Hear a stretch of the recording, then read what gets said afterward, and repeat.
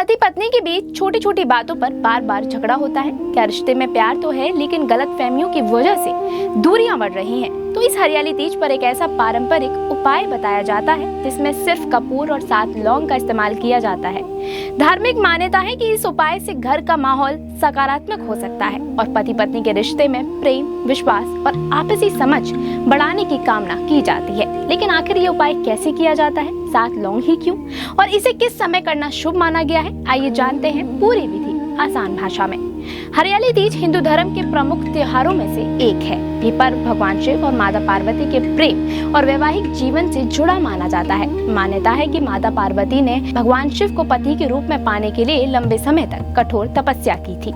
इसी वजह से सुहागिन महिलाएं हरियाली तीज पर अपने पति की लंबी उम्र, अच्छे स्वास्थ्य और सुखी दाम्पत्य जीवन की कामना से व्रत रखती हैं।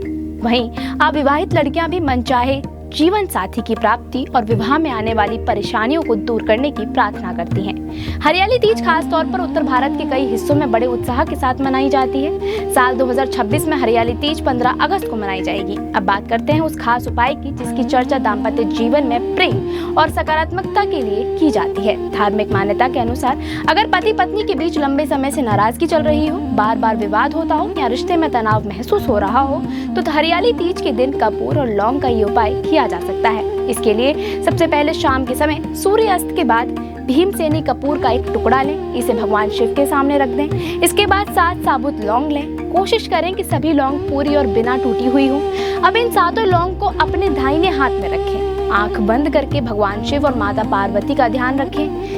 मन में अपने जीवन साथी और परिवार के लिए सुख शांति की कामना करें। पति पत्नी के बीच प्रेम, विश्वास, सम्मान और आपसी समझ बनी रहे, ऐसी प्रार्थना करें। इसके बाद ओम नमः शिवाय मंत्र का 11 माला जाप करें। मंत्र जाप पूरा होने के बाद 7 लौंग को कपूर के ऊपर रखकर उसे जला दें। मान्यता है कि कपूर और लौंग के धुएं को घर के अलग अलग हिस्सों में दिखाने से वातावरण में सकारात्मकता की कामना की जाती है। इसे नकारात्मक ऊर्जा दूर करने और घर का माहौल शुद्ध करने से जोड़कर देखा जाता है। कपूर पूरी तरह जल जाने के बाद थोड़ा सा जल लें, उसे दीपक के चारों ओर घुमाएं और फिर जमीन पर अर्पित कर दें। इसके बाद भगवान शिव और माता पार्वती से अपने परिवार की सुख शांति और दाम्पत्य जीवन में प्रेम बनाए रखने की प्रार्थना करें।